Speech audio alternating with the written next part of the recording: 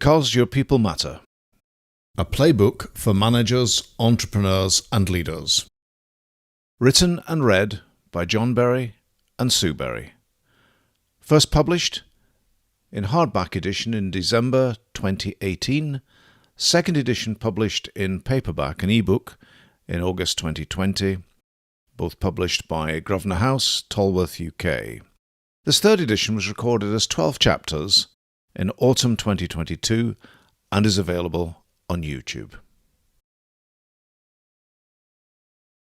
Chapter 3. Gaining Services. In Chapter 1 we introduced the concept that all people involved in a firm should be under contract. In this chapter we explore the various types of relationships in more detail. We'll then look at how you as manager should find, recruit, select and ensure that the best people join and remain with your firm. 3.1. Working relationships. The relationship between the firm and the person providing their effort is termed employment status. In the UK, there are three types of working relationship: self-employed, worker, and employee. This definition determines the rights of that the person has. It's a very grey area, with confusion between the three in managers and in government. Firms engage with workers in different ways throughout their life cycle. Typically, an entrepreneur will start a firm.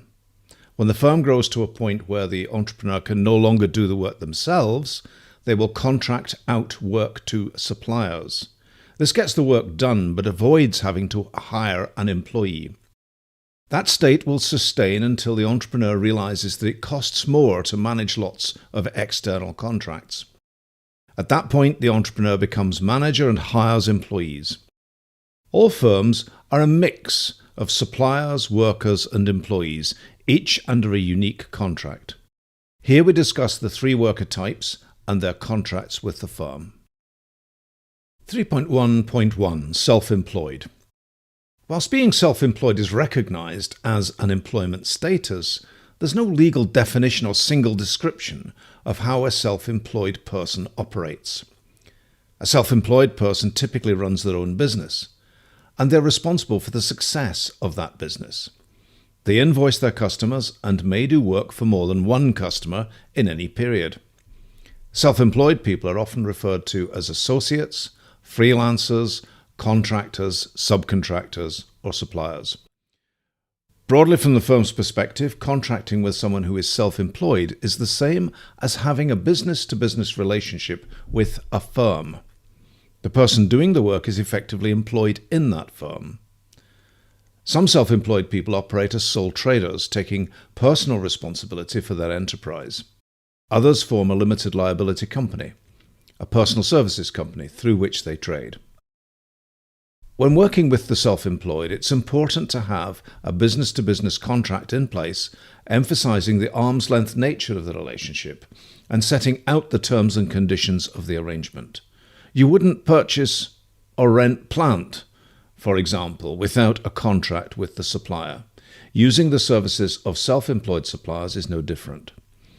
Business-to-business agreements are contracts for services. The manager has, of course, no obligation to pay the employee benefits, such as holiday pay or sick pay, but there is an obligation to protect the self-employed under health and safety law when they are on a firm's premises. 3.1.2. Workers. A worker may be self-employed. They may be able to subcontract the work they do, but generally the worker will be expected to undertake the work themselves, and usually they will be subject to a contract of employment. A worker is afforded some employment rights by law. For example, a worker must not be treated less favourably than a similar employee. This includes the right, if they work part-time, to not be treated less favourably than a full-time employee. A worker is entitled to minimum wage, holiday pay, and has protection against unlawful discrimination. There are several categories of worker, as discussed below. 3.1.2.1. Casual workers. Casual workers are used to manage peaks in the work of a firm. For example, fruit farmers will engage workers to pick apples and strawberries. Firms providing staff for events such as at pop festivals will also make use of casual workers.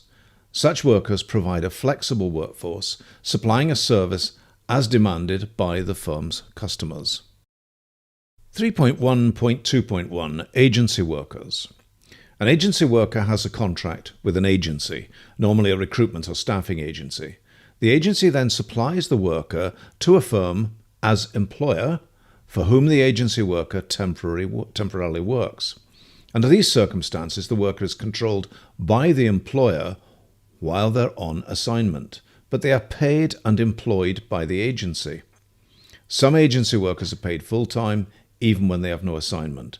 Others are only paid if the agency can place them with an employer. 3.1.2.3 Freelance workers. Freelance workers are self-employed workers who choose who they will work for and when they will work. They have no allegiance to the firm that they are providing services for.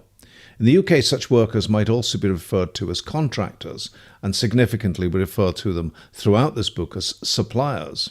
There is a grey area surrounding the appointment of contractors and freelancers. Under certain circumstances, they may be construed as employees. 3.1.2.4 Seasonal workers.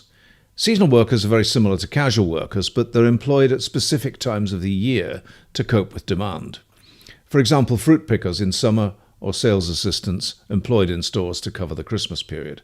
The employment status of a seasonal worker will be determined by the relationship they have with the firm, and this is discussed further in 3.1.1. 3.1.3 Employees. Employees have more rights than workers. All the rights covering workers also cover employees. Employees work under a contract of employment, a contract of service, often referred to as the terms and conditions of employment. As well as the rights discussed above, an employee has the right to a written statement of employment, an itemized payslip, family-friendly leave, for example, maternity and paternity leave, the right to request flexible working, and the right not to be discriminated against. The development of contracts of employment is dealt in detail in Chapter 7. There are 3 types of employment contract.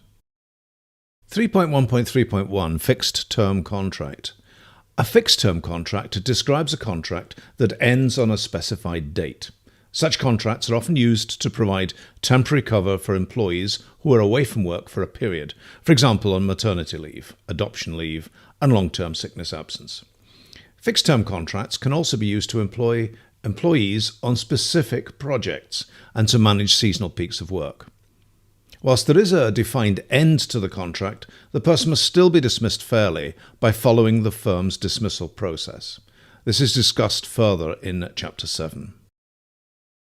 3.1.3.2 Permanent contract. When an employee is given an employment contract, it is normally open-ended or permanent. It can, however, be ended for specific reasons and timescales as laid down in statute or in the contract of the employment. Statute will always take precedent when dismissing. 3.1.3.1 0 hours contract. Those under 0 hours contracts have a contract with the employer, but the employer is not obliged to provide work. Likewise, the worker is not obliged to accept any work offered. It is another form of casual agreement reached by employer and worker. This type of contract has come under fire recently, since it is often considered as unfair to workers. However, many workers are happy with this type of relationship since it can fit well around childcare and university studies. For the employer, it provides a pool of people who are known to them and whom they can approach when there is work to be done. Those employed on 0 hours contracts will have the same statutory rights as employees. 3.1.4 Determining a person's employment status. While you, as a manager representing the firm, can contract a person to undertake work and issue paperwork that attempts to set the employment status, it is an employment tribunal, court, or government tax authority that will decide finally and conclusively what the legal relationship is. Figure 3.1 gives guidance on this complex area by indicating important criteria that go to define the relationship. Tribunals will consider the contractual terms, but more importantly, they will look at the reality of the relationship between the person and the firm. Figure 3.1 documents the key criteria which assist in defining the employment status of a person. Note that all employees are workers, but not all workers are employees. And we use the term workers in other chapters to describe anyone doing work for a firm. Some workers are employed through what's termed an intermediary. An employment intermediary is a firm that arranges for a worker to do work for another firm and intervenes in the payments between the two. The intermediary attracts the responsibilities of an employer. Employment agencies, for example, supplying farmers with workers for fruit picking, and they would employ those workers. They would then bill the farms for the total effort and then pay the pickers. Some industries have long histories of using casual labour. In those cases, firms often comprise a small cadre of key staff with a huge list of casual workers that the firm calls on when it wins a contract. The construction industry is one example in which firms tried to avoid becoming the employer with its associated tax gathering obligations. Prior to the introduction of the Construction Industry Scheme, the CIS, in 1972, for example, tax avoidance in construction was rife. The UK government set up the scheme to demand that deductions must be made by the firm on behalf of the tax authorities in lieu of tax, leaving the worker to adjust the final tax paid through their annual tax return.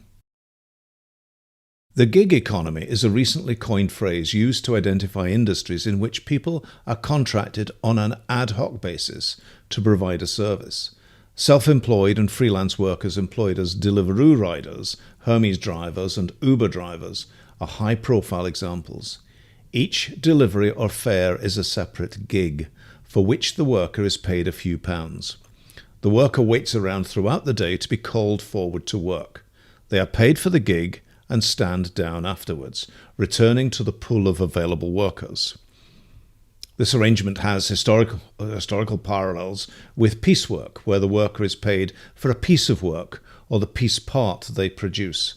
Recent tribunal cases have judged people engaged in this way as workers, attracting associated rights. 3.1.5 The Duck Test. The employment relationship is never clearly defined, and managers must get used to making decisions about employment in an environment of ambiguity. The duck test is a form of popular abductive reasoning that allows managers to make inference based on what they see. The duck test goes like this. If it looks like a duck, swims like a duck, quacks like a duck, then it probably is a duck.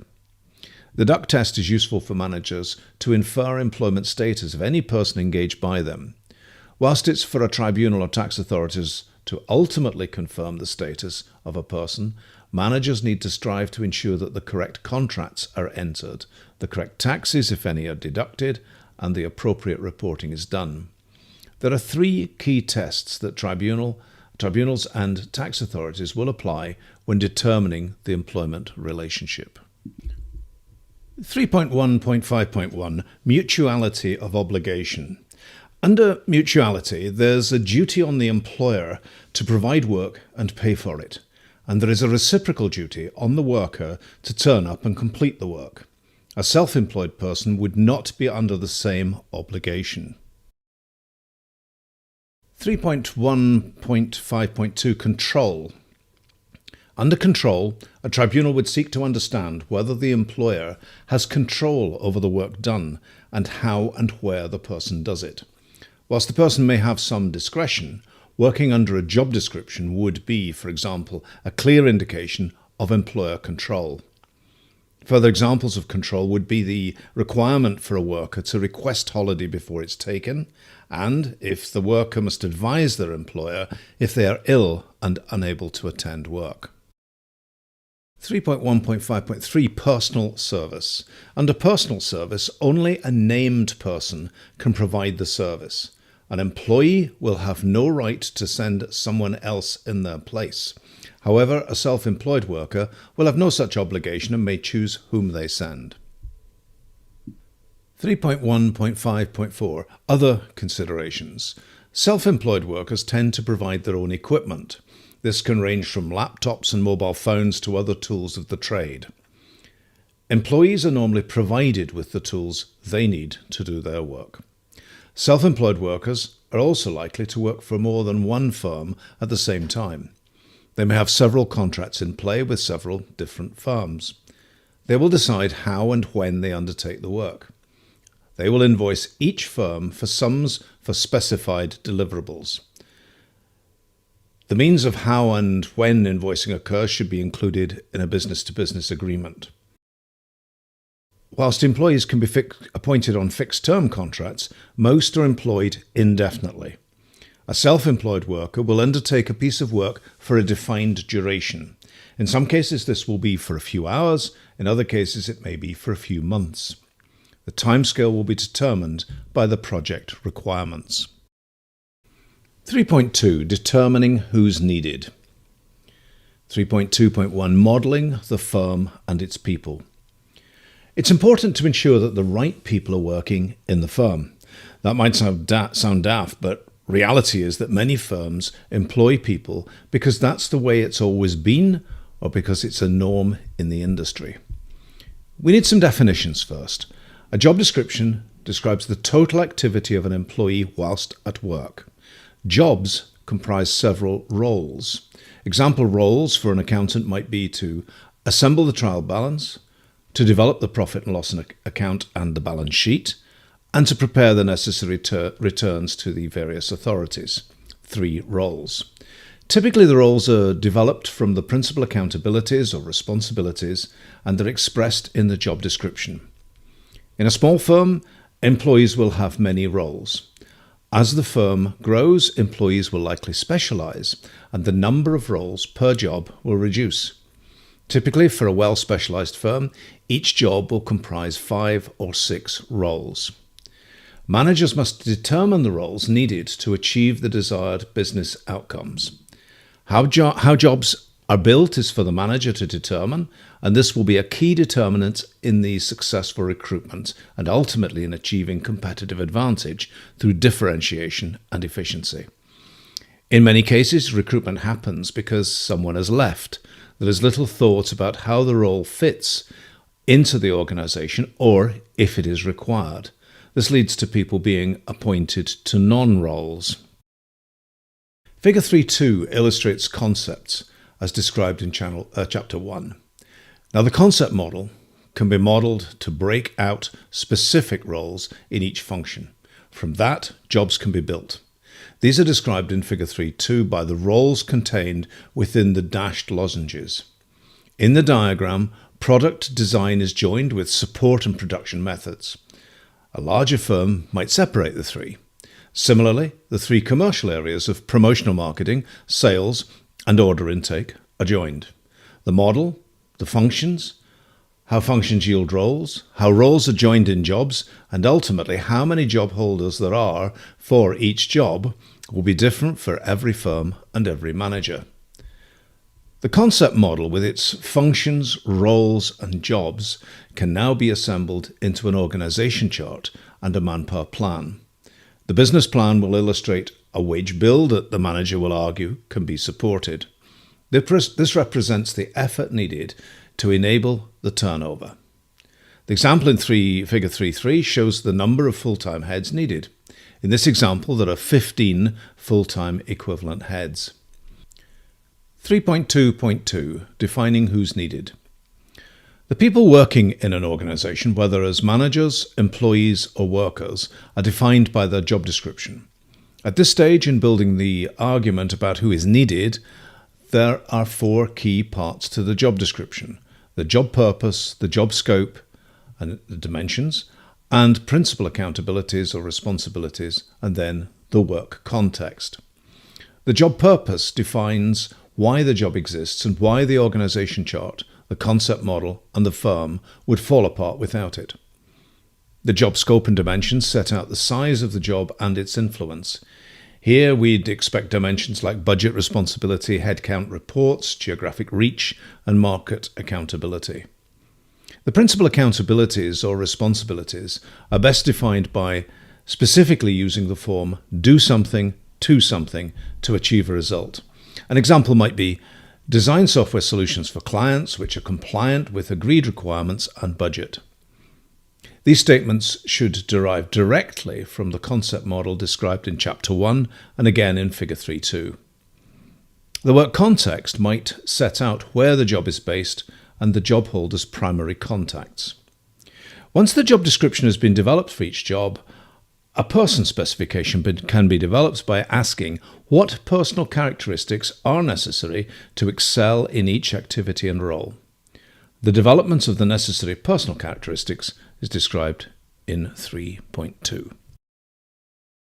3.2.3 The Recruitment and Selection Life Cycle. Once the job description and person specification are available, recruitment can start. Every firm will recruit in a different way. There is no prescriptive best practice. There are, however, elements to the process that are key to success. If these elements are not given due care and attention, the recruitment process will not be as effective as it might be. The 7 steps of our process are shown in Figure 3.4. This process is somewhat more scientific and considerably more robust than that done by most firms. Above, we've described the job with a job description. This is stage 1, shown in the diagram, and the primary input to the next stage is the job roles.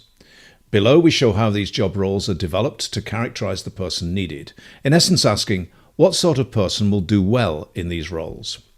We would typically advise at that point that some prototyping should be done to interact with the labour market. As we outline elsewhere, we would expect that people needed would be characterized by attributes like their competencies, behaviours, intelligence, personality, experience and values. The thinking at this stage is deep and would typically need the support of an organisational psychologist or somebody with similar training to be done right. The key output from stage 2 is the search criteria. The search criteria are defined in practical terms and describe the characteristics that the search agent will look for and advertise for. Attributes like experience in a particular field or likely qualifications. The search criteria are not selection criteria. The search criteria feed into the prototyping stage 3. In stage 3, the search agent has a look in the labour market to see if what's wanted at the sorts of salary expected. Many firms launch full-scale activities only to fail because what they were asking for was not available. Prototyping allows change to be made following learning from some skirmishing in the labour market. What's done here will depend on the job and the industry, but the aim is to be sure that once a full search project starts, it will be successful. Search begins once the manager and search agent agree that it's likely to be successful. The search activities stage 4 is described at length below, and we discuss the merits of the various sources of candidates that might be used. As we indicate, the outputs at this stage are candidates and associated metadata gleaned by telephone interviews. Once candidates are identified, we recommend a 2-stage activity where candidates are pre-selected using light psychometric and work sample tests. If they pass that stage, stage 5, the main selection, stage 6, can begin with its 2-step interview or perhaps an assessment centre. An assessment centre is simply where all candidates are invited to interview at the same time and the tests and interviews are administered and marked all in one day. Assessment centres offer no improvement in quality over discrete interviews, but are liked by some managers because of their efficiency. Decisions at both stages are made using the selection criteria developed in stage 2. The selection criteria are developed from the profile of the ideal job holder, effectively asking, does this candidate have the right characteristics to do well? As we note above, selection criteria are specific characteristics developed from the person specification. If a candidate is deemed to meet the selection criteria, they are a viable candidate to whom an offer might be made. Selection criteria should only be relaxed by returning to stage 1 to adjust the job and repeat the steps. There are many viable versions of stages 5 and 6. Generally, we prefer the first interview to be informed by the pre-select tests and to be a lightweight discussion aiming to convince the candidate that the firm is great and that they do well in the job. Some managers, particularly when faced with huge numbers of applicants, will design an application portal, and candidates will need to pass pre-selection before progressing to first interview. Generally, a second interview is the big one. It's there that the candidate will face full psychometric assessment, exhaustive work sample tests, and scenario interviewing. Second interview testing asks, can this candidate do the job? Second interview testing should have high predictability and be objective. We discuss these points further below. Then it's on to offer and managing the onboarding process, stage 7, to make sure that the chosen candidates join. 3.3. Sourcing people. Once a manager knows the person they want, and once they have a process for finding and selecting, it's only a matter of doing it. There are many sources that can be tapped to find candidates. This section considers some of the well-established methods currently in use. In most cases, the requirements of the role are determined by the job description and the person specification. These documents should be carefully crafted as they form the basis for the search. These are discussed further later in this chapter. For now, let's assume that we have a high-quality job description and person specification that defines who's needed.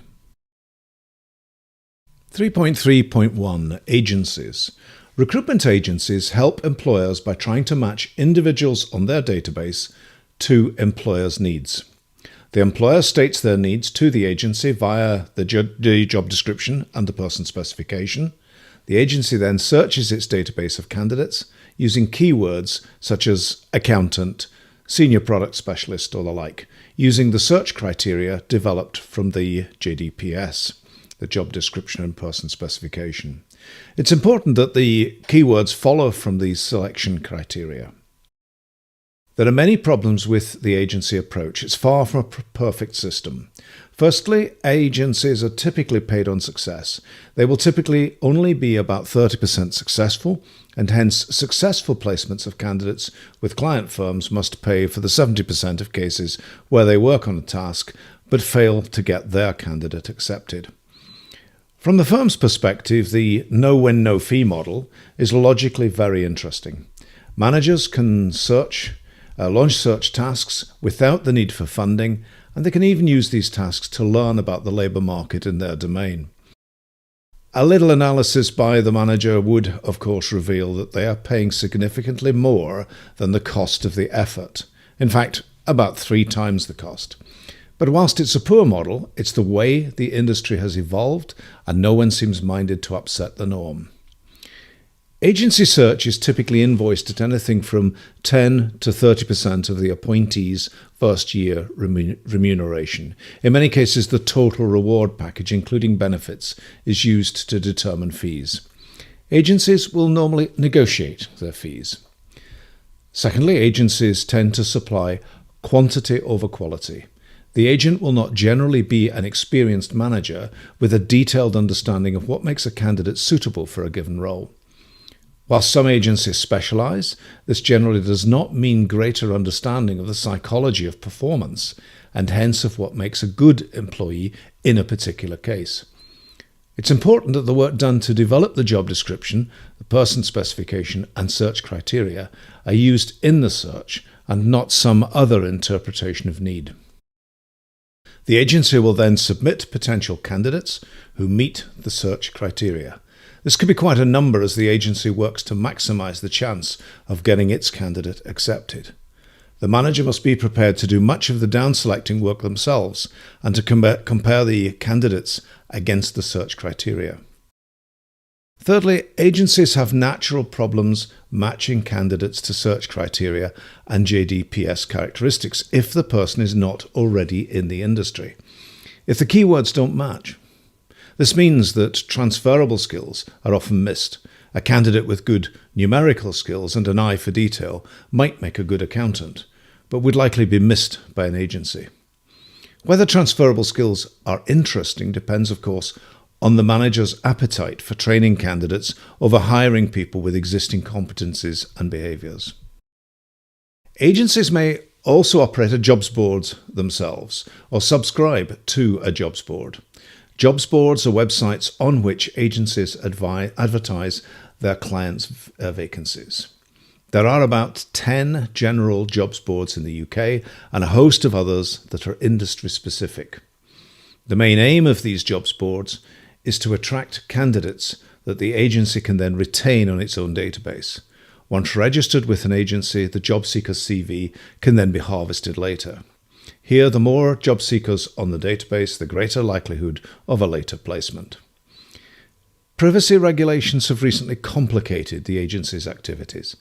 Any job seeker will need to have consented to the agency keeping their details.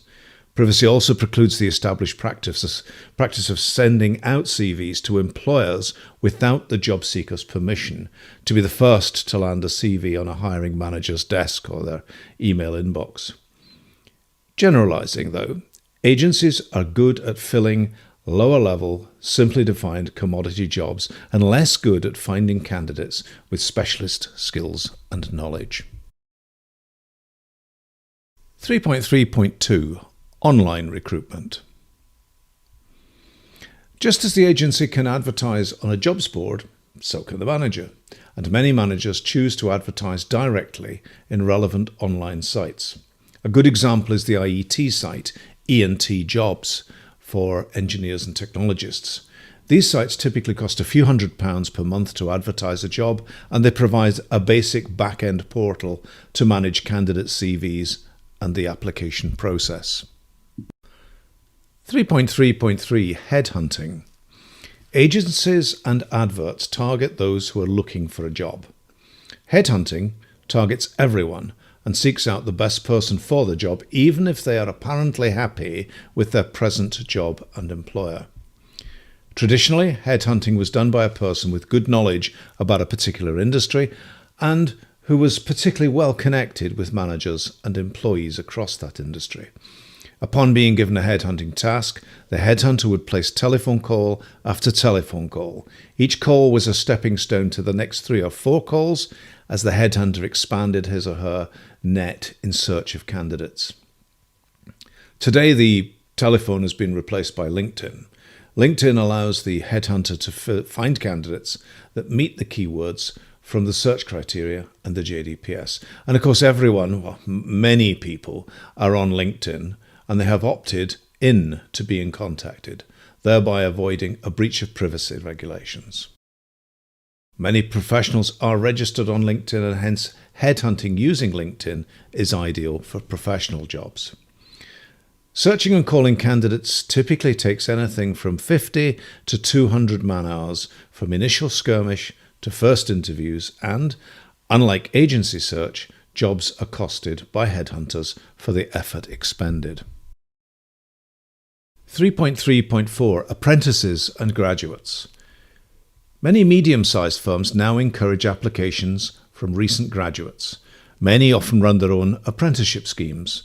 Both are excellent ways of hiring good people, but of course, training staff takes time.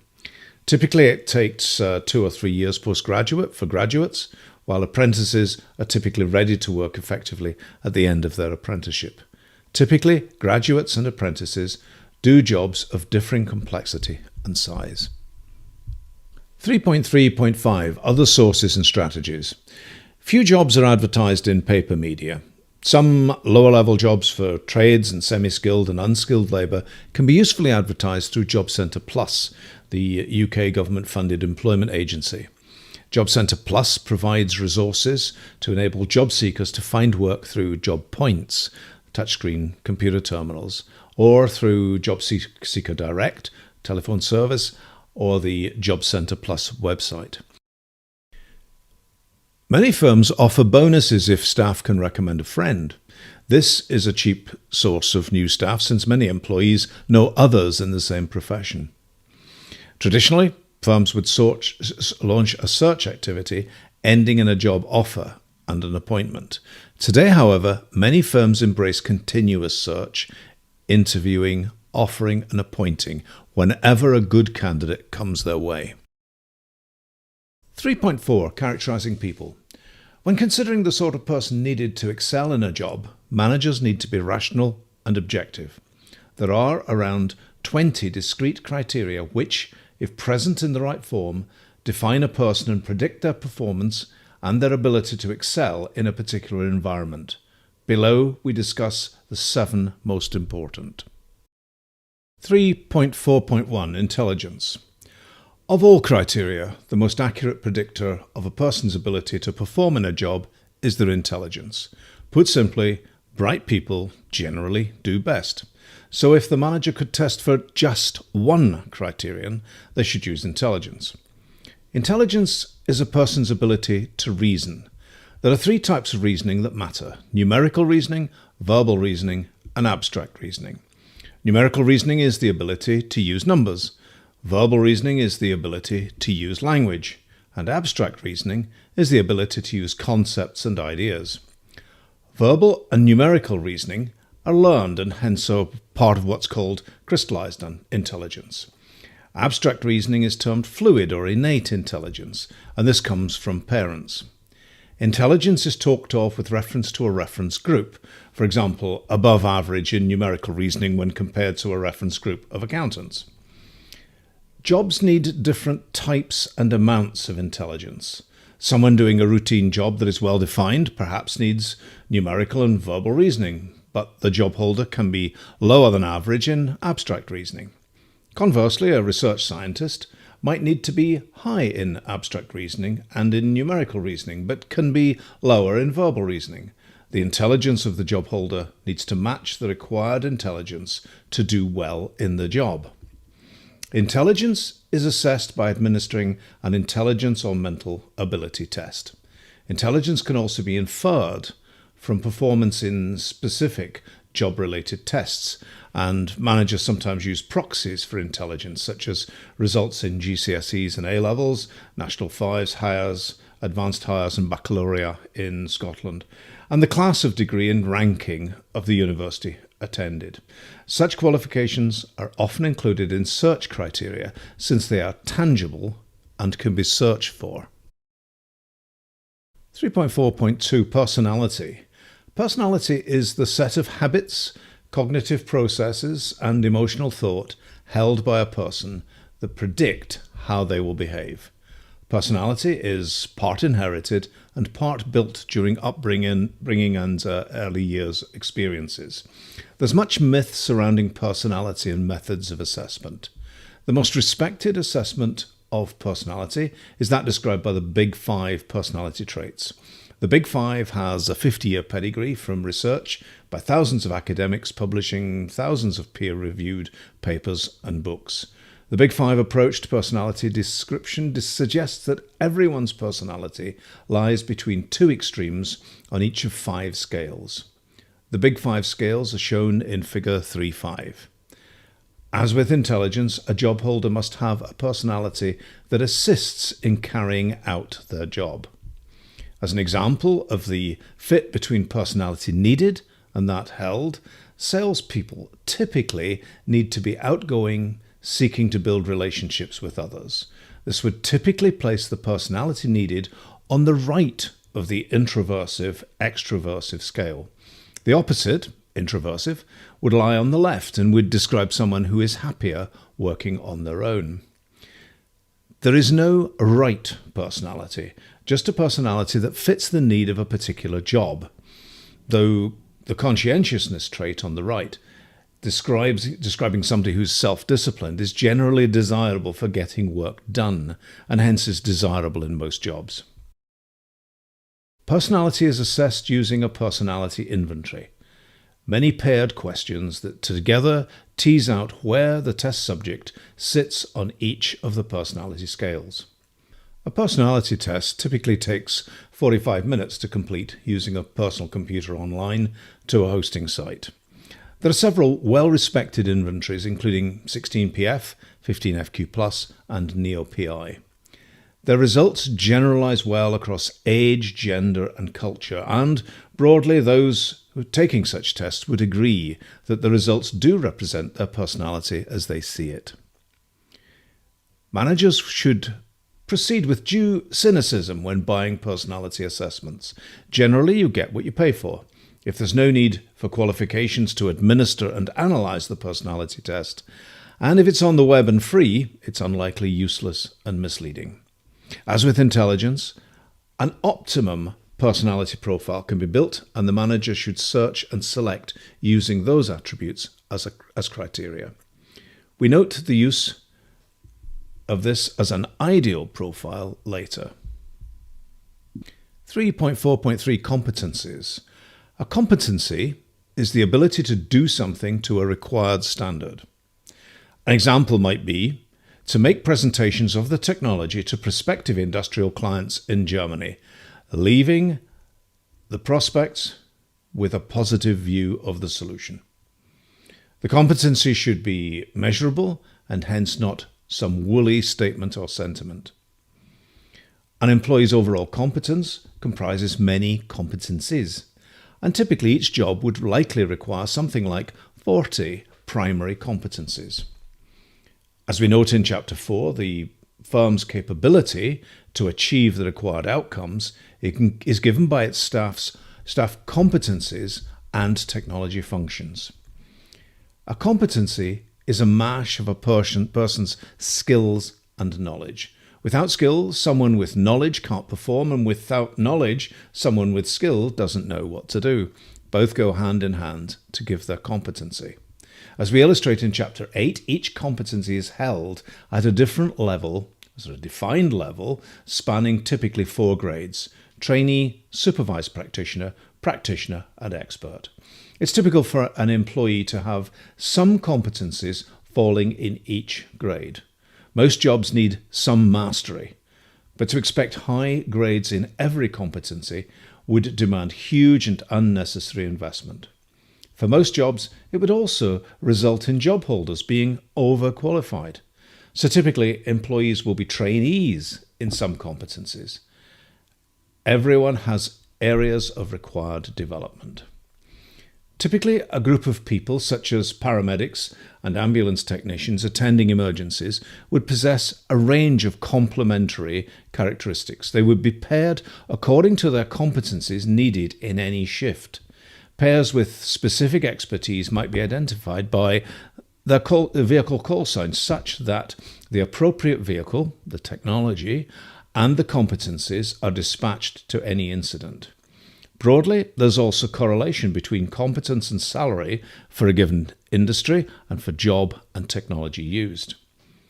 The manager must develop a manpower plan setting out jobs, roles, grades, and competencies, considering the supervision available, the technology used, and the budgeted salaries.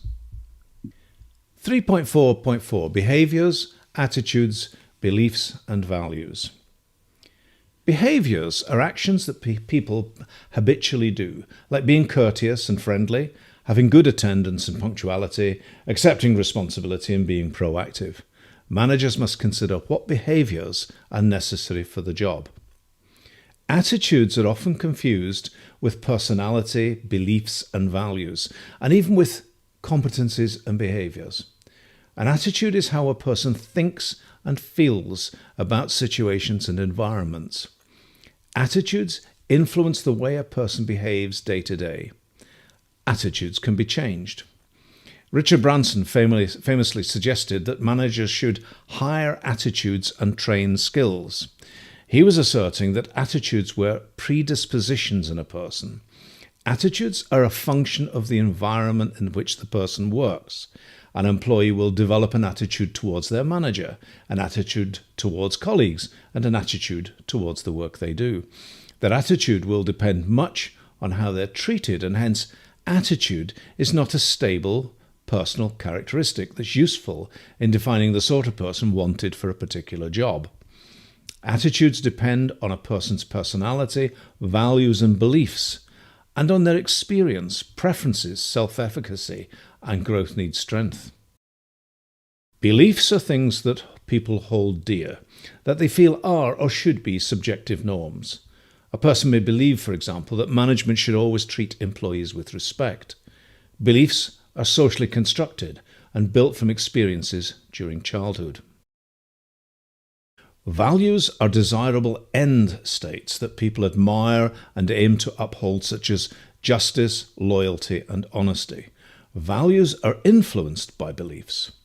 Many managers place candidate values foremost in desirable characteristics. They want to be sure that candidate values are in congruence with those of the firm as represented by managers and existing employees.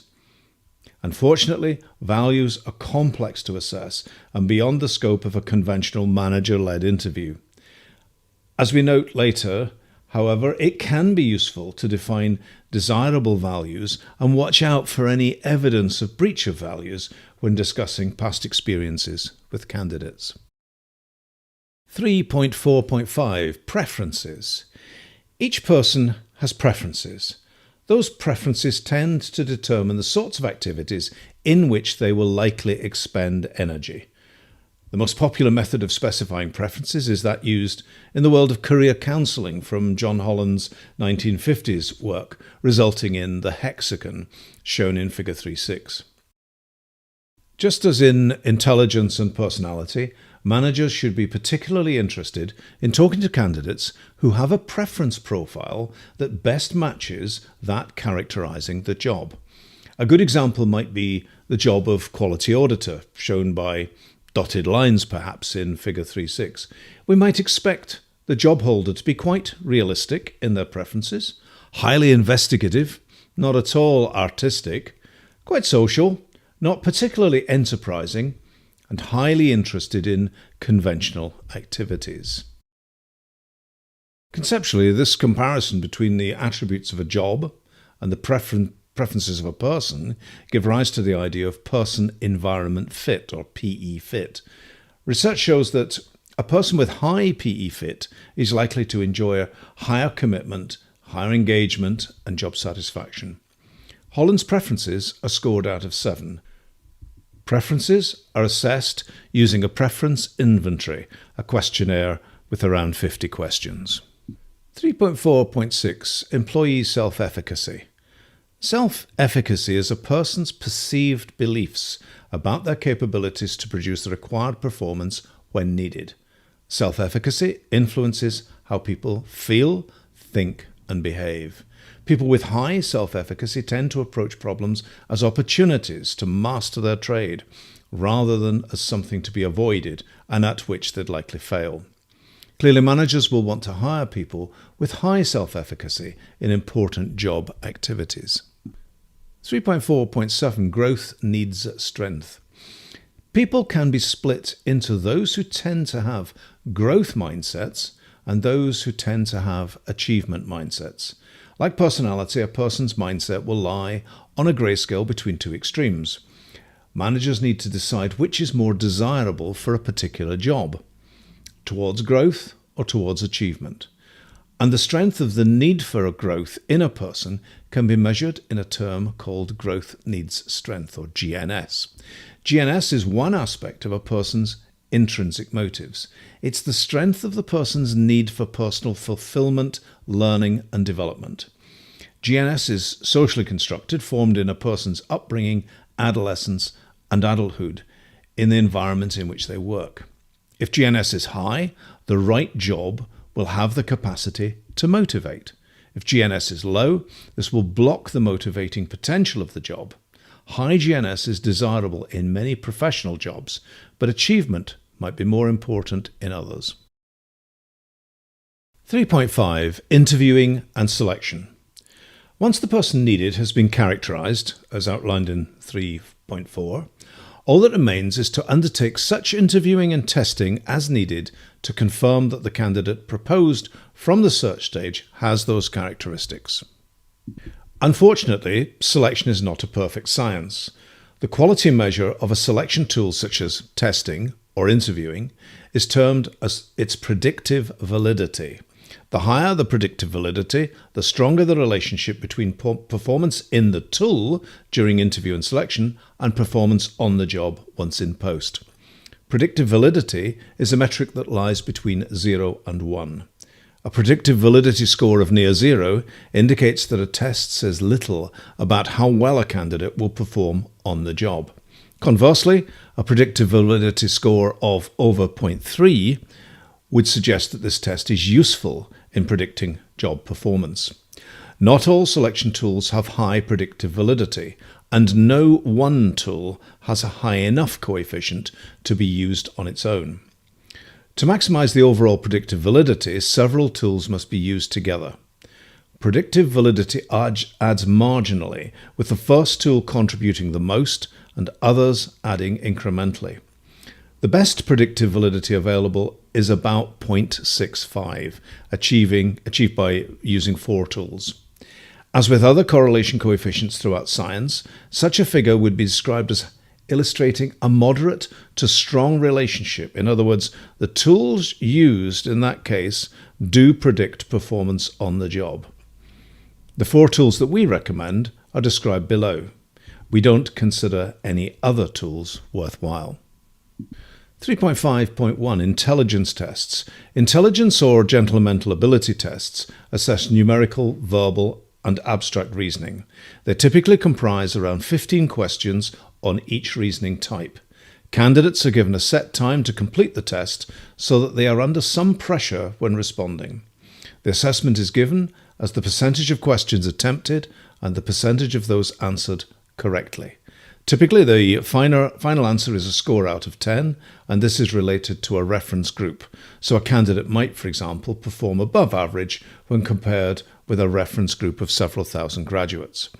General mental ability tests typically have a predictive validity of around 0.51. 3.5.2 Personality Profile.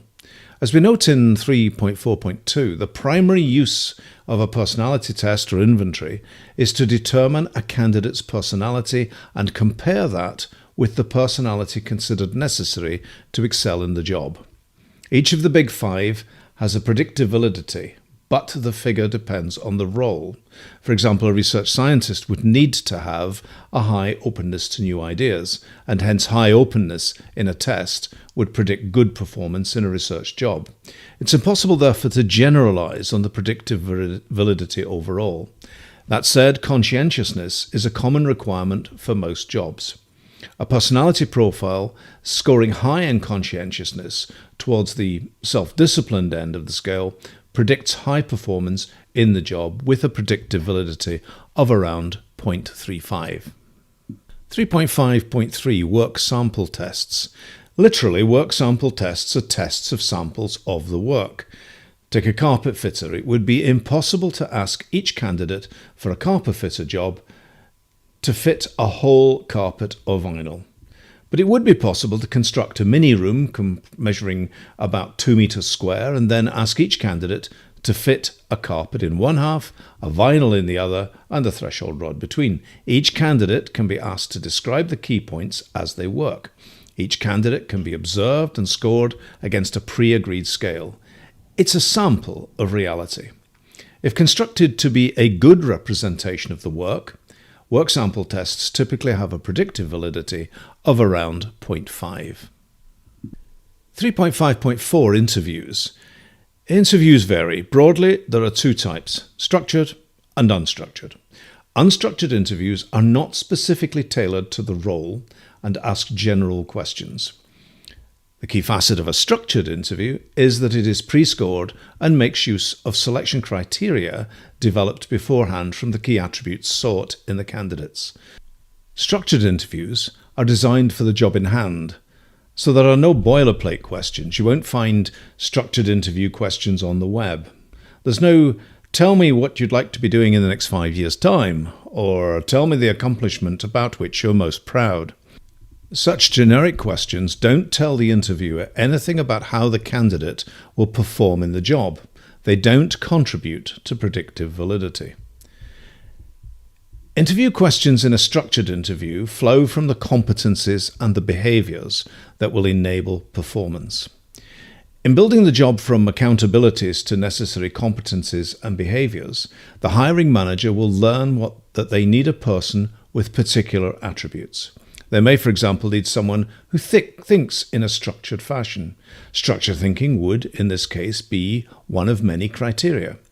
In a structured interview, the manager would build a question that, if answered particularly well, would show a candidate's competency in structured thinking.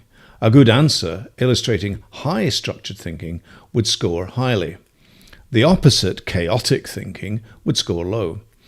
Unstructured interviews typically have a predictive validity of around 0.3, whereas structured interviews have a significantly higher coefficient of around 0.5. Structured interviews are job-specific and take time to plan and pre-score. 3.5.5 Planning and doing interviews. Most managers think they can interview. Many even believe they're good at it. And yet precious few have been trained, and fewer still understand the true role of interviewing and testing in ensuring fairness and quality. The task is simple enough. Given several candidates for a job, the manager must select one to whom they'll make an offer.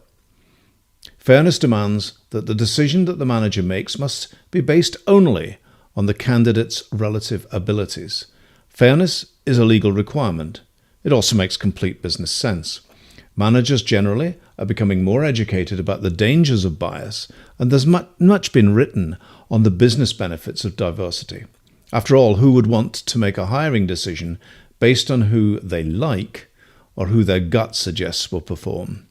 Objective selection using testing and a structured interview helps secure fairness. It takes quite some time to administer the tests and the interview we describe above. We would typically recommend that candidates are asked to attend 2 interviews.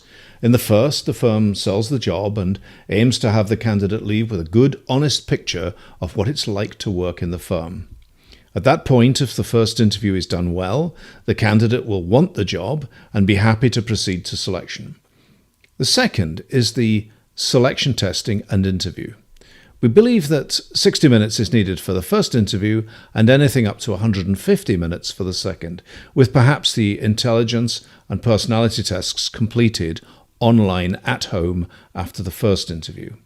Test scores can then be available for the second interview. 3.5.6 Interviewing and testing in lockdown. Many firms needed to hire staff during the COVID lockdown in 2020 and 2021. This meant interviewing online and having new starters work from home. It's useful to speculate about how successful recruitment and selection was for those firms and employees, and hence how firms might go about recruitment and selection if such constraints are placed on firms again. It's important to recognize that the process and methods described above still apply, as does the use of tools that are of high predictive validity. What is different, of course, is that the interview will lack many of the non-verbal cues normally available in a face-to-face meeting. So what does this mean for the hiring manager?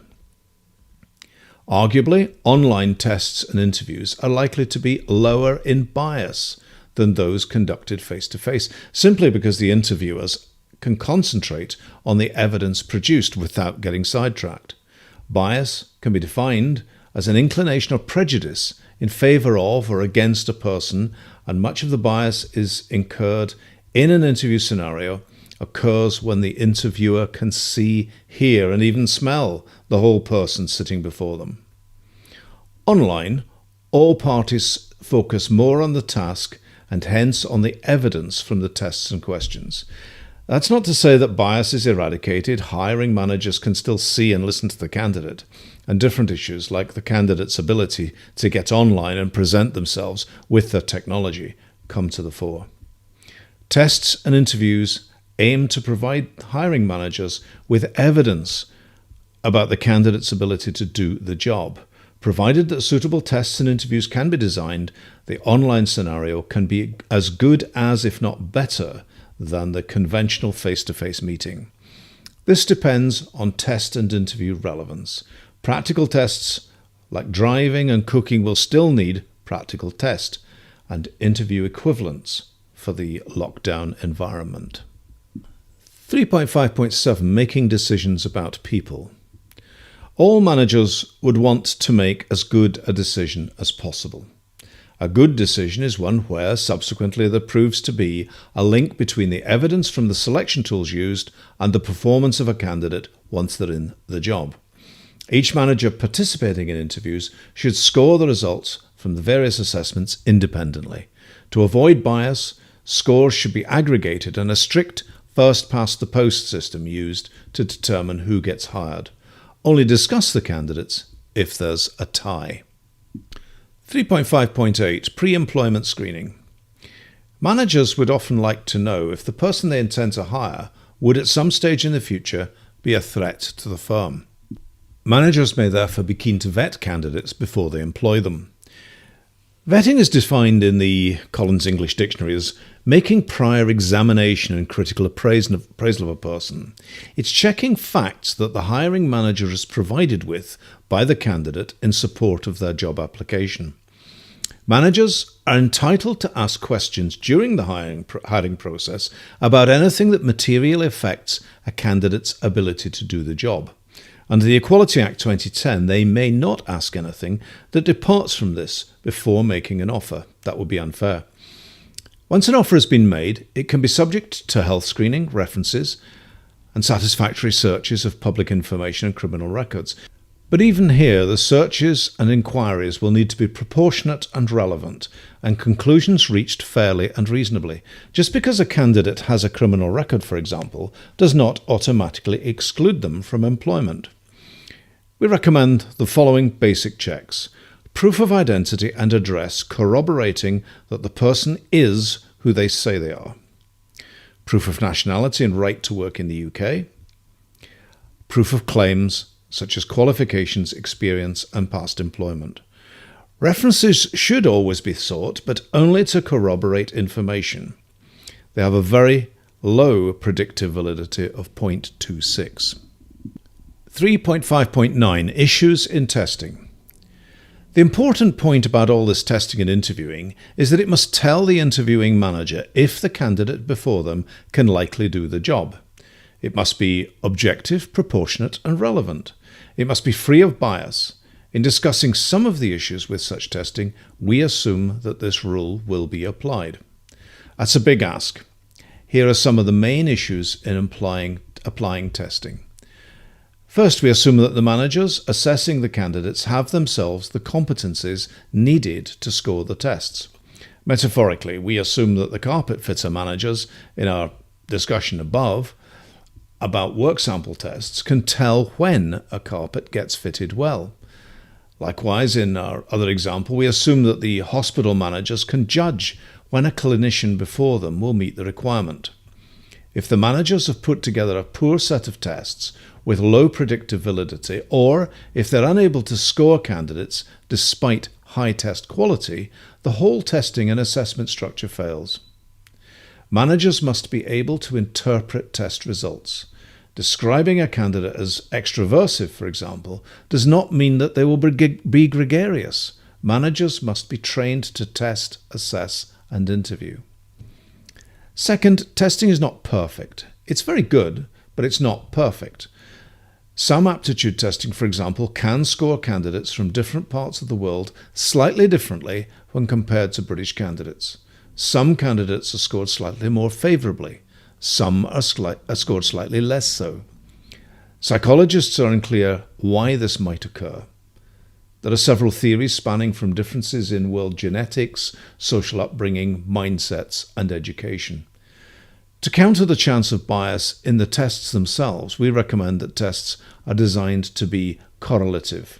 2 or more tests should be used to assess a competency and the results compared.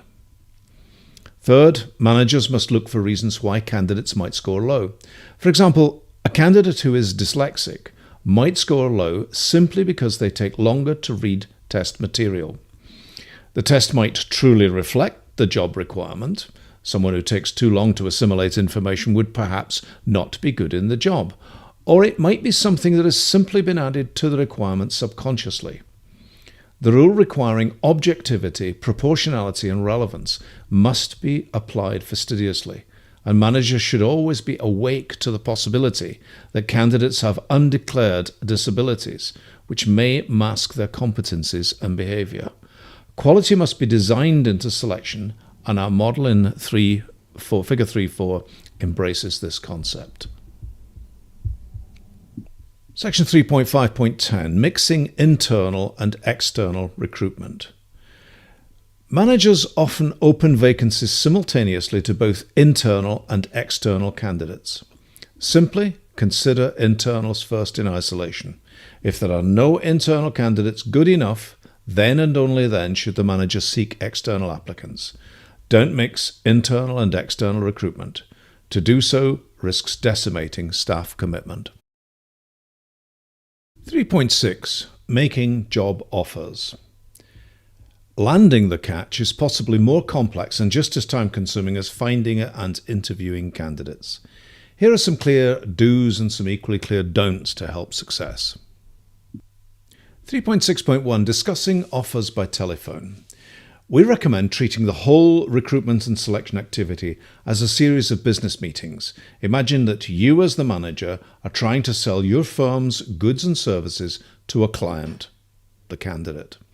And of course, the converse is also true. The candidate is trying to sell themselves to you. All interactions are therefore between two professionals who are trying to see if it would be right for them to do business together. Firstly, there's no need to discuss money until discussing an offer. Asking crass questions like, what salary are you expecting? Or worse still, how much do you earn in your current job? Taint all discussions.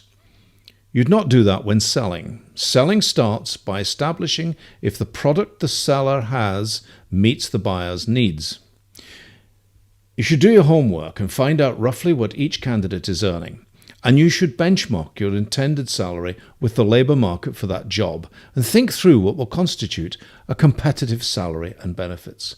Candidates can therefore proceed on the assumption that you'll not insult them with a derisory offer, and you can proceed on the assumption that your offer will be competitive. We discuss pay and benefits in Chapter 10. Secondly, you should discuss the offer personally. Do that by telephone. That way you can sense the reaction and prepare yourself for any negotiation. There is something very gratifying for a candidate to be called by their future boss, and hence a personal call is much more likely to be successful. And even if the initial reaction is not favourable, the scene is set for discussion and you can open with some questions about what it would take to have the candidate join you. Discussing offers in person also grows knowledge about the labour market and about your firm's place in it. Any offer made by telephone is legally binding, so you will not at this point make an offer. You will be discussing the content of the offer and asking for feedback from the candidate. Managers must always make offers conditional, and the conditions will be set out in the formal offer sent to confirm discussions. 3.6.2. Negotiating the deal. Most managers are faced with a negotiation. In the late 80s and 90s, managers could perhaps assume that they had the upper hand, that candidates would automatically be overjoyed at being made an offer. Today, the power is more equal and candidates will negotiate. Generation Y, those born in the 80s and 90s, expect a fair salary, so the salary benchmarking activity is key to successful negotiation. But Generation Y candidates often value non-financial elements of the offer over the raw salary. What matters often is the working conditions. Generation Y values flexible working, flexibility rather than flexi-time. They want to be treated with respect. They'll put in the effort, but they'll want there to be trust between the manager and employee. You may have to relax rigid attendance hours, allowing some time working from home to accommodate the candidate's home life and travel arrangements. Likewise, Generation Y values personal development and the quality of the work. They expect to be given responsibility quickly. The days of expecting an accountant to spend many years in audit are gone. They want progress. You will need to prepare for questions like, what's the firm's attitude to personal development? Because I'd like to do a master's sometime soon. And When will I make senior consultant? Because I'll be getting married soon and will want to apply for a mortgage. These questions are not about the financial offer, but about the candidate's future with you. They are setting the foundations of a psychological contract. Reneging subsequently on anything said at this point, simply to land the catch, will destroy trust later. Managers need to think through the offer and possibly the negotiating positions carefully and research typical salaries and benefits in the labour market to understand possible candidate negotiating positions. Salaries, benefits, and conditions enjoyed by existing staff will also be strained if new employees are made unique offers to land them. Anomalies will need to be resolved and not simply by red circling the new arrival. 3.6.3 Confirming the offer. On receipt of a verbal indication that an offer will be made, most candidates will want some time to think. During the discussions in first and second interviews and in subsequent telephone discussions, it's always good to ask if the candidate would be minded to accept if made a suitable offer. Unless manager and candidate haven't been honest, there should now be no surprises when the offer is finally made. When telephoning to discuss the offer, ask if the candidate would be minded to accept on receipt of a formal offer. That's enough at this stage. On following up with a written offer, managers need to understand that they are likely to be one of several opportunities being pursued by the candidate, and what happens now will probably tip the balance in favour of or against the firm's offer. The manager must now close the deal by assembling a package of documents. The aim is to wow the candidate, but not with a high salary. We recommend that this package comprises a letter of offer setting out the salary and benefits, and a contract of employment. The package should also include any supporting information, such as the staff handbook, supporting policies, and publicity materials supporting the manager's claim about how good the firm is to work for. All offers should be conditional upon receipt of satisfactory references and on success in relevant checks, such as the ability to work in the UK, security clearance, employability vetting, and health assessments as appropriate. All offers should be open for acceptance for a finite time, such as 4 weeks, after which the offer will be automatically withdrawn. 3.7 Other issues in recruitment and selection. 3.7.1 Overcoming roadblocks in recruitment. We'd like to think that recruitment and selection is a process that starts with the need for a new employee and ends with that new employee in the firm's employment after a sensible period elapsed, such as 3 months. We'd like to think that the process outlined in Figure 3.4 is successfully run every time. This is seldom the case. Often the process is disrupted by the firm. At other times it may fail simply because there were no candidates that were predicted to perform satisfactorily in the job, with or without compromise. Lately in the UK, it's become evident that there's a skill shortage.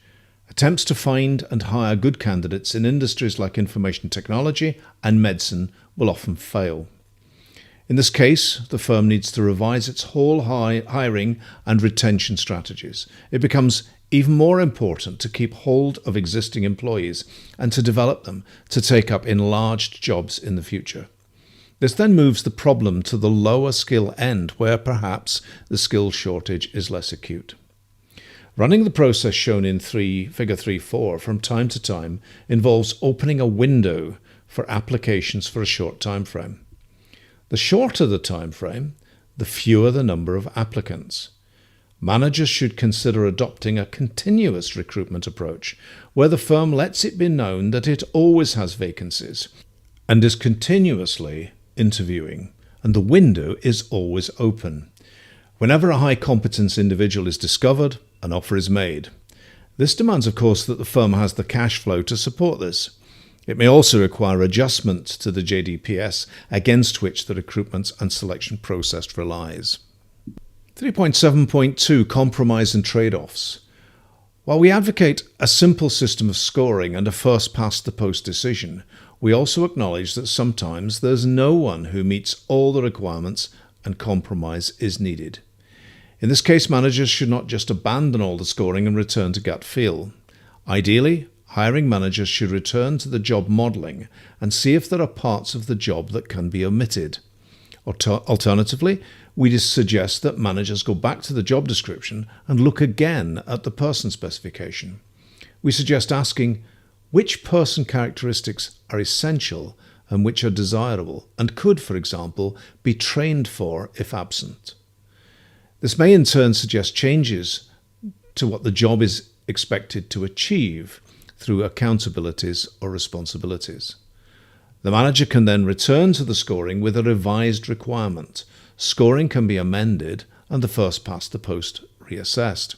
In essence, compromise should be done with eyes wide open and reduced job outcomes identified and accepted. 3.7.3 Ensuring candidates take up posts.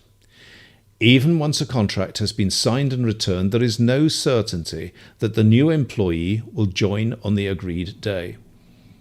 The fishing analogy is strong here. It's like playing a big fish with a light line.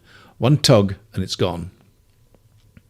The manager must keep the recruit on the line by inviting them to important company days like monthly briefings. Most likely won't come, but you will be showing that you have high regard for them. Keep them involved by sending out briefing notes. Try to find ways in which they might become more closely involved too, such as writing web material in their specialist subject or proofreading documents like sales proposals. You want them to feel wanted, and in any case, the more involved that they are before they join, the less effort you'll have to put in when they turn up. 3.7.4 Inducting new staff. No new employees ever come ready to perform. They are typically not aware of how the firm works and how they can best fit in to be able to perform. To overcome this, new staff should be inducted. After all, it's in the manager's interests to ensure that the new hire succeeds. A written program of activities should be developed. How this is done is for the manager, but we'd recommend that most new employees will need between 10 and 100 hours of induction, depending on the job and organization complexity. 3.7.5 Assessing the effectiveness of recruitment and selection.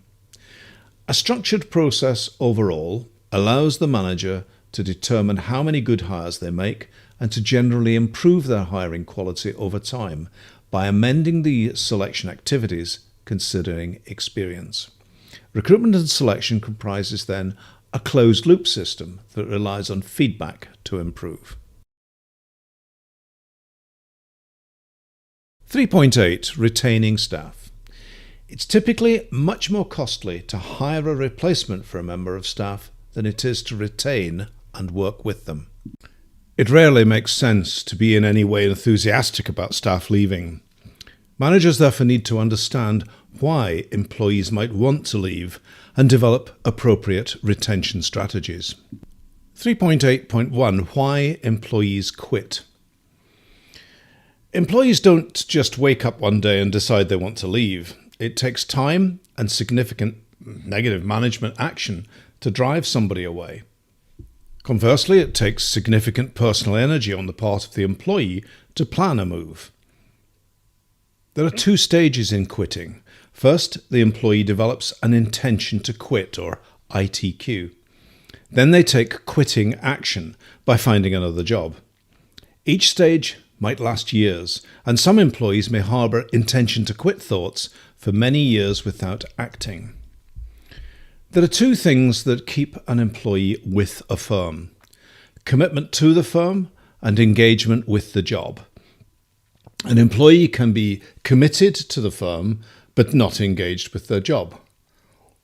As noted elsewhere, that engagement is a special case, built through a sense of career that culminates in high motivation and outcomes. An employee can therefore be committed with a low ITQ, but with either low or high engagement. ITQ may be accompanied by withdrawal behaviour, but often the manager will never know the employee's real thoughts.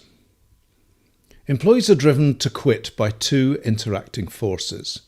Under the first, the employee may consider that whilst they are committed to the firm, their job no longer satisfies their needs. And under the second, the employee may build an overall negative view of the firm and their manager. In this latter case, the job may be fine, but the employee becomes sick of the environment in which the job exists. Generally, quitting comes from some mix of the two.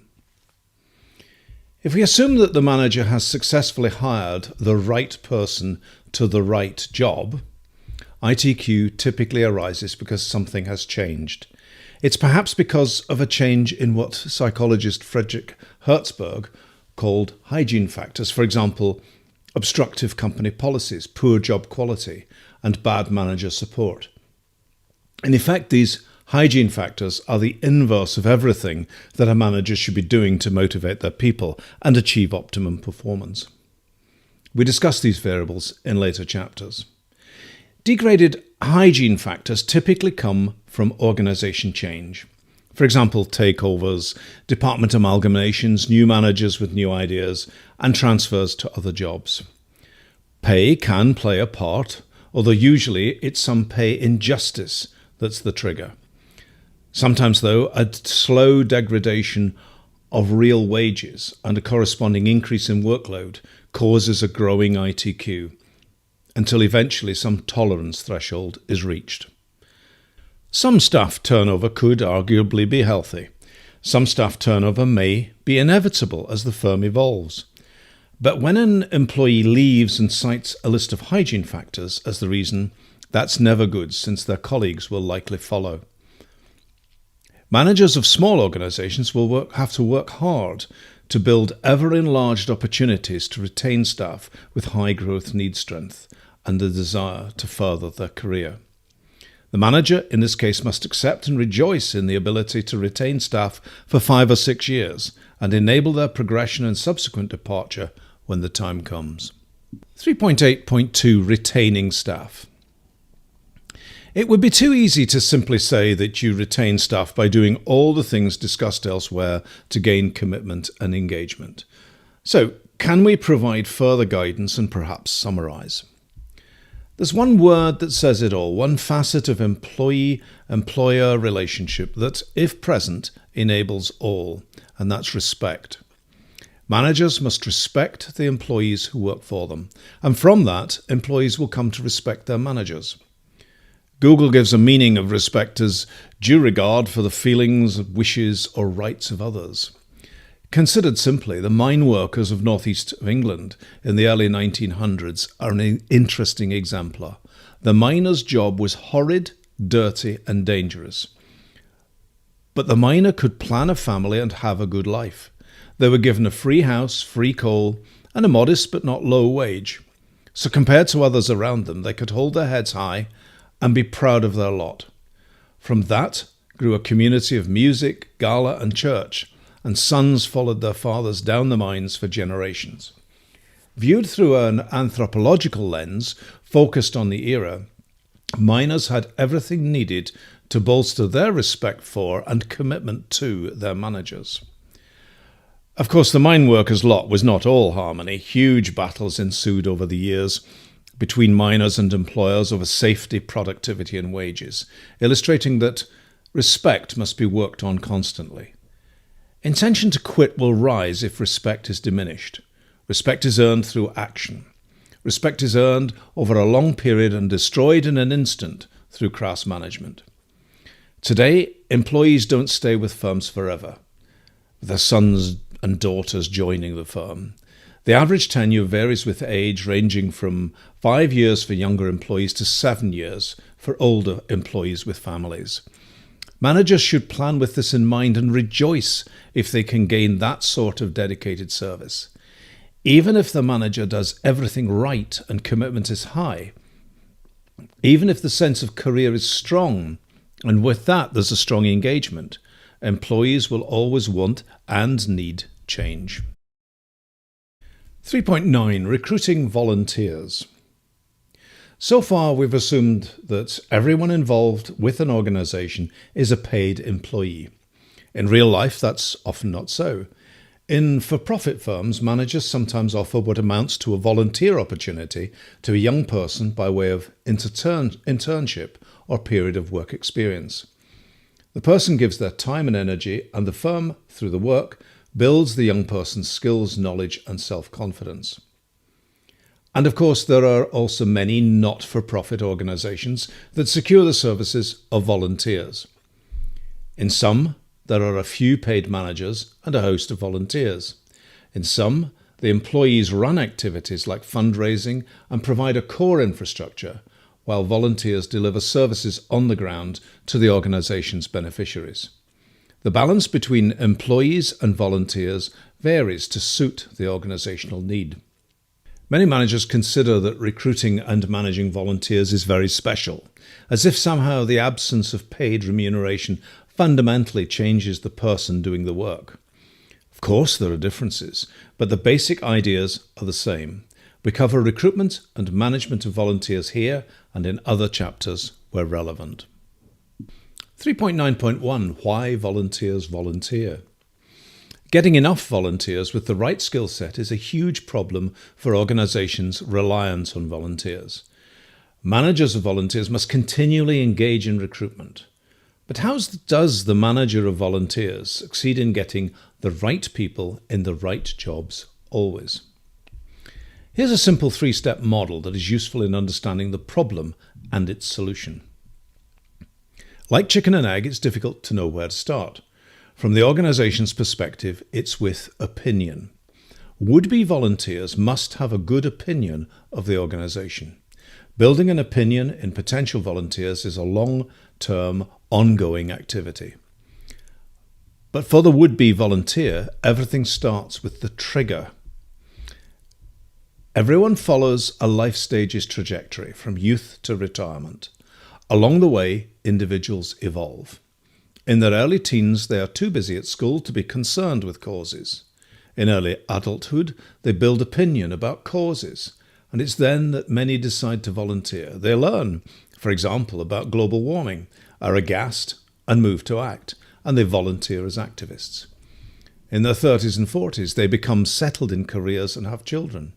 At this stage, they see atrocities like homelessness and migration and are moved to volunteer.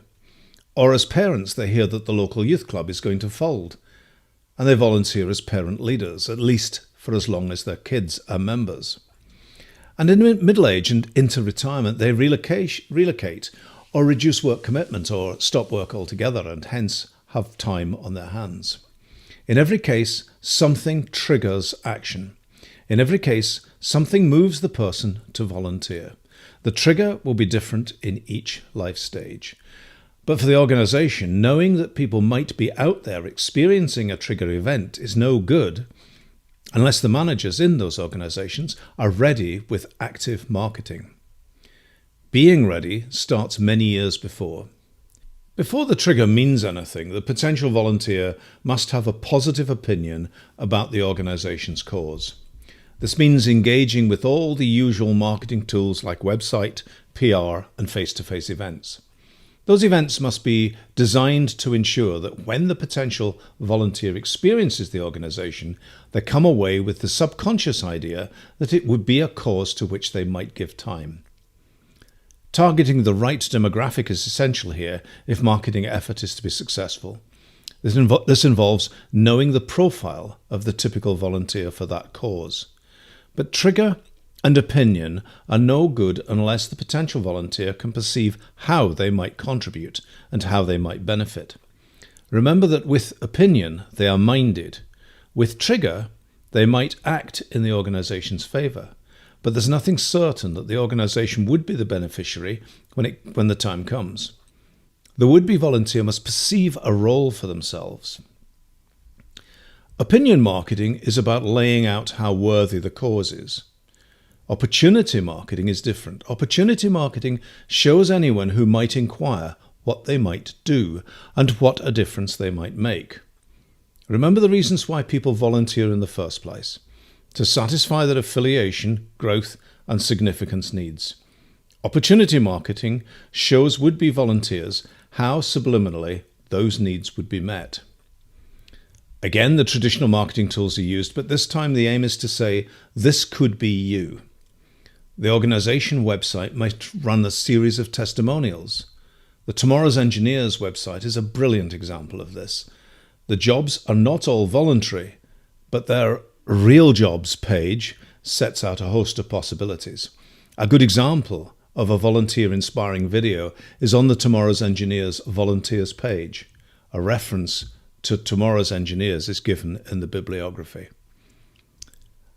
And ultimately, of course, it must be clear that for a good volunteer candidate, the organisation can design a role around the person. All charities and other organisations offering volunteering must engage with job design. Someone who has the right opinion and is triggered must not be turned away just because there's no suitable role right now. Recruiting volunteers is a long-term activity.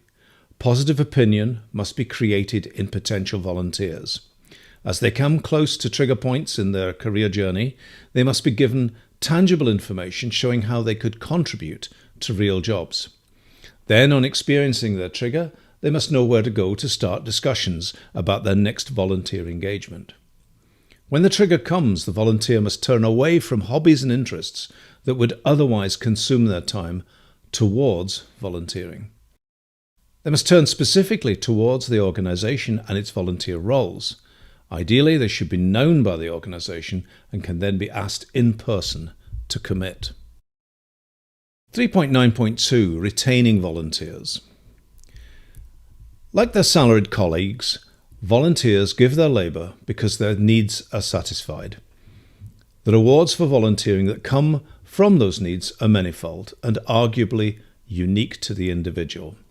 So, being simplistic, a volunteer will remain in post as long as they get what they need from the job, and they'll quit when those needs are no longer being met. Like their salaried colleagues, they will also be sensitive to negative hygiene factors like feelings of injustice and poor manager relationships. Arguably, volunteers will be hypersensitive, and negative hygiene factors will result in decisive and quick departure. After all, they have nothing to lose if their needs are already lost. In the first instance, then, managers of volunteers need to understand why people volunteer and understand the needs that must be satisfied. The model in 3.8 shows the mechanisms. Everything starts with the manager setting up a meaningful job for the volunteer to do. If there were no effects external to the person, intention to quit would be low. They'd be happy in a great job, that would be the end of the matter. We discussed this in the sections above, and there are clear parallels with the start point for salaried employees. But of course, the volunteer works in an environment and is managed. If the support provided by the manager of the volunteers is strong, and there are no significant negative hygiene factors like poor colleague relations, perceived injustice, and incessant change, the intention to quit will be low. Like the salaried colleague, intention to quit does not mean quitting. There's a significant energy needed to make the move to resign. The volunteer doesn't rely on the firm for their financial welfare, so perhaps they don't need to stay. Likewise, they've not signed any agreement that says they'll stay. Perhaps, though, there's a significant moral commitment. Perhaps if they leave, the group they run, the path they lay, or the shop they serve in will be materially and perhaps catastrophically impacted. In such cases, they'll perhaps announce they're going, but stay until a replacement is found. So on the one hand, volunteers can quit in an instant, and on the other hand, there are often moral obligations arising from their beliefs about the organisation and its causes that block or delay departure. Often organisations with poor management and bad hygiene are stopped from collapsing by such obligations widely held. This discussion shows the apparent simplicity of how to retain volunteers. Give them a good job that meets their needs in an organisation about which they have positive beliefs, manage them well, and take care of our hygiene factors. But they may still leave. Externalities may still dictate that they move on. But at least the manager of volunteers will have done everything possible to retain them for a few years. 3.10 Chapter Summary. Gaining the services of people starts with the manager thinking about what those services are and how they might be procured. In the UK, we have a very muddled regulation that determines worker status: employee, worker, or supplier. In fact, it's impossible for the manager to determine the status of his or her workers with certainty. In the end, only a government agency like the HMRC or an employment tribunal or court can do this, and simply, that's not fair on the manager. But be that as it may, the manager must reason what that status should be, what it is that they want, and then set up the right structure. Then, probably, the right status will follow. We highlight that there are 3 ways a manager can engage with a person and to have them do work on behalf of the firm. The first is our focus here, the employee. Employees are under contracts of service and they enjoy the strongest worker rights. The second is at the other end of the spectrum, the supplier. The supplier is a separate entity or self-employed person or person employed in their own limited liability company, trading at arm's length with the firm under a contract for services. They don't get paid regularly. They get paid for deliverables.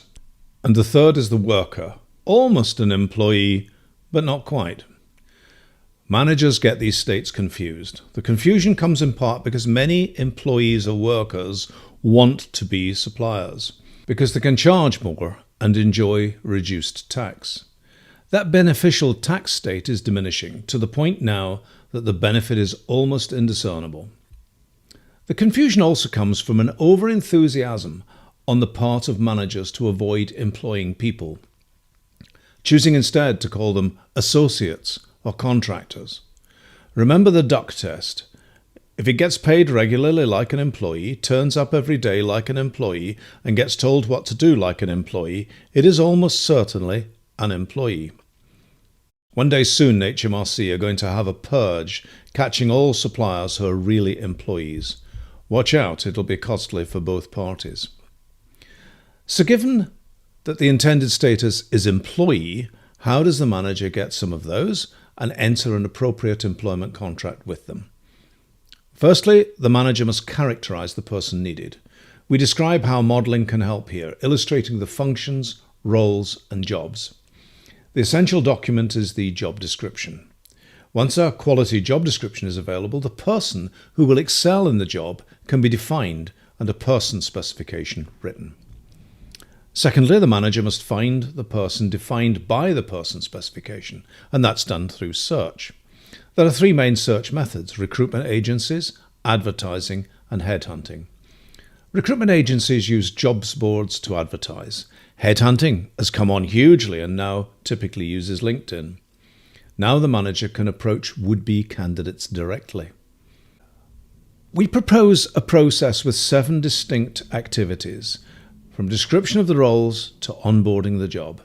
Every firm should build such a process, embracing appropriate science at each stage. We recommend that the firms abandon the idea of popping up to announce a vacancy, then trying to find someone in a few weeks. The chances of success are reduced by only searching when a vacancy arises. The window must be ever open, searching and selecting as soon as a good candidate comes along. Then it's down to selection. Selection is a science. There are 4 tools in this science: intelligence or general mental ability tests, personality assessments, work sample tests, and the structured pre-scored interview. Never dump the science. Always use selection instruments with high predictive validity and aim for the best predictive validity by using several tools together. We discuss psychometric assessment tools at length. Whilst we're clear about the essential use of high predictive validity tools in running a high-quality process, we're also realistic. Psychometric assessment is an aid to decision-making, but no one tool should be used alone. Some candidates with cognitive disabilities will have problems taking some types of tests and may have to be given alternatives.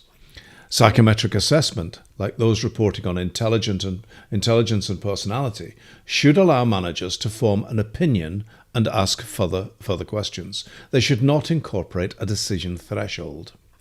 We then discuss how to land the catch. The fishing metaphor is strong. Never assume that the candidate will fawn over the firm and be grateful of an offer. Work to land them. Get close to them, make the offer personally, and keep in touch until their bum is on your seat. We also address compromise. Often managers will make compromise and select a less than ideal candidate at the point of selection. We argue that this is wrong. We argue that compromise needs a return to the job description to change the accountabilities to better suit the chosen candidate. That in turn may need a return to the organizational modeling, since some roles may have to be given to others. Once a firm is performing, all managers hope that this state sustains for a long time. We counter the popular myth that tenure is short to just 1 or 2 years. But we also discuss what managers must do to make sure employees stay with the firm for a reasonable time. Managers must ensure that employees quit for reasons external to the firm, such as career change. Finally, we note that some managers believe that recruiting and managing volunteers is a very special case. We argue that whilst it needs to be understood, the person volunteering is still human and has needs that they seek to satisfy in the job. The theories and models of commitment and engagement still apply. We propose a model to understand what the manager must do to find and engage the volunteer, and another model to understand how they might retain the volunteer once in post.